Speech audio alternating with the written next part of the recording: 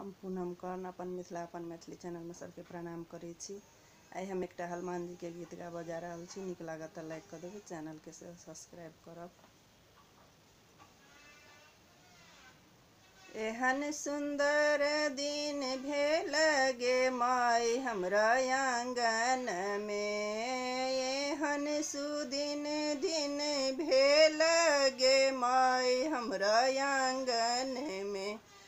पाहुन अयला हनुमान गे माई हमरा आंगन में, पाहुन अयला हनुमान गे माई हमरा आंगन में।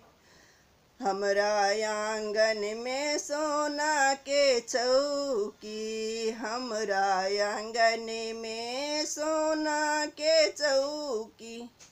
बैसक देबन हनुमान गे माई अपना आंगन में, बैसक देबै हनुमान गे माई अपना आंगन में। एहन सुदिन दिन भेल गे माई हमरा आंगन में, पाहुन अयला हनुमान गे माई हमरा आंगन में। हमरा आंगन में नीर गंगा जल, हमरा आंगन में नीर गंगा जल।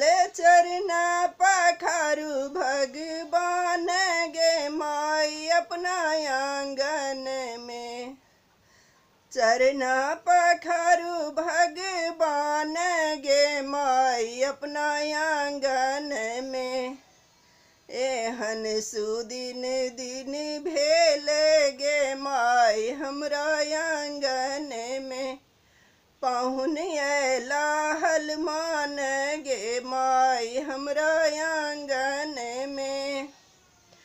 हमरा आंगन में मोतीचूर के लड्डू, हमरा आंगन में मोतीचूर के लड्डू।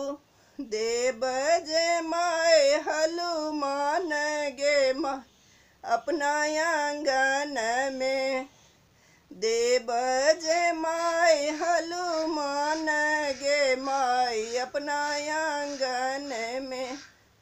एहन सुदिन दिन भेल गे माई हमरा आंगन में, पाहुन अयला हनुमान गे